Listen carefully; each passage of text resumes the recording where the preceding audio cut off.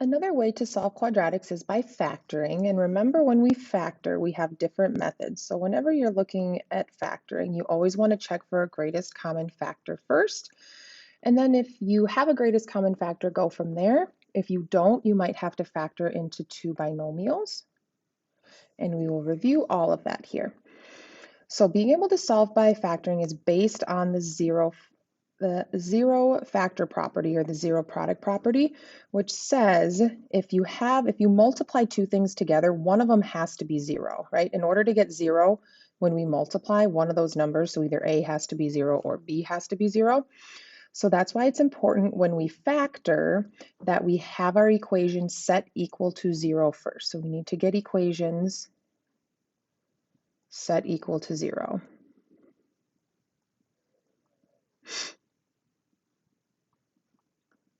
So for letter A, I'm going to subtract the 3 over. That gives us 2x squared plus 9x plus 4 equals 0. So now if we look at our coefficients, 2, 9, and 4, there's nothing I can factor out of all three of those. So I'm going to go ahead and try and factor into two sets of parentheses. So our 2x squared gives us some numbers to try for our first two. So 2x squared would have to be 2x times x. And the nice part here is we have two positives. So we know because we have a positive and a positive, we know both of the signs in our answer are going to be positive.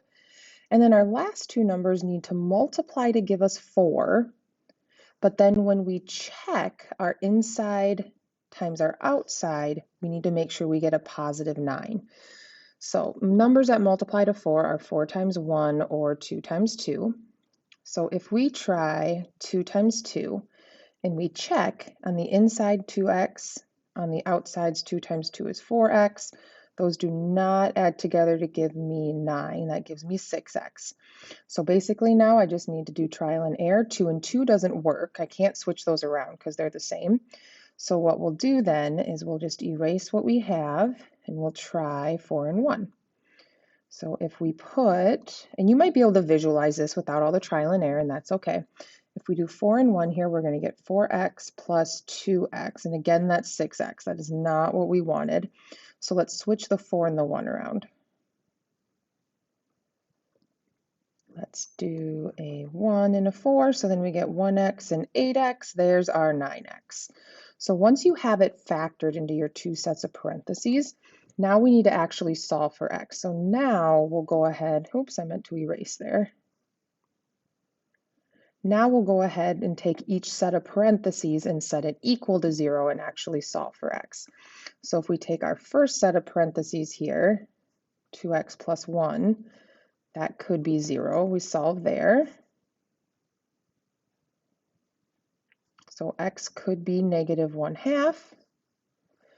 Or if we take our second set, x plus 4 equals 0, and subtract 4, x could also be a negative 4. So depending on what the question is asking you, if this were an application, maybe one of the answers work, maybe both work. In this case, we're just asked to find the possible solution, so there's our two answers. Letter B, we have 6x squared minus 3x equals 0. So remember, we always want to look for GCF first, and 6 and 3, we can divide both of those by 3, and there's an x in both. So we can factor out a 3x. And if we do that, remember, factoring is dividing. So it's like we divide both by 3x. So that would leave us with a 2x minus 1. And then we take each of these pieces and set it equal to 0. So like 3x equals 0 and 2x minus 1 equals 0. And solve. So here if we divide by 3, our x value would be 0. And here if we add 1 and divide by 2, our x value is 1/2.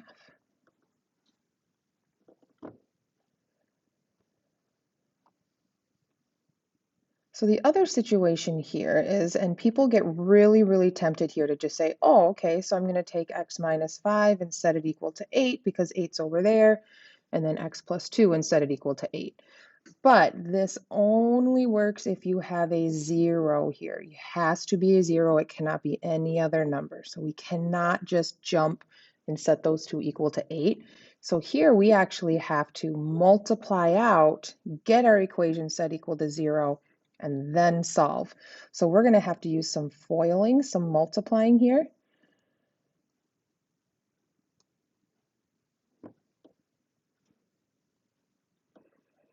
So we have to multiply, so we get x squared plus 2x minus 5x minus 10 equals 8. And then we can combine our x terms and subtract the 8 over. So we get x squared minus 3x minus 18 equals 0.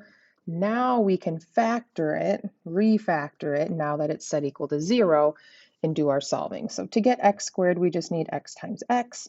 To get negative 18, we need one positive, one negative. And then to get a negative 3, let's see, 18 is 9 times 2, 18 times 1, and 6 times 3. So let's do negative 6 plus 3 to give us our negative 3 in the middle. Now we can go ahead, x plus 3 equals 0, and x minus 6 equals 0. So then if we subtract 3, one of our x values is a negative 3. And add 6, so our other x value is a positive 6. So do not be fooled by a problem like this. You have to have your equation set equal to 0 before you can do anything else. So we kind of had to undo and redo this problem a little bit, but that's really important. All right, an application for factoring. So here we have, find the dimensions of a room. A rectangular sunroom is 3 feet longer than it is wide and has an area of 154 square feet. Find the dimensions, so find the width and find the height. Okay. So find our height and find our width here. So we know the picture already has the 3 feet longer than its width part. So here we have, oh, they're doing length and width. Sorry, I won't do the H and the W.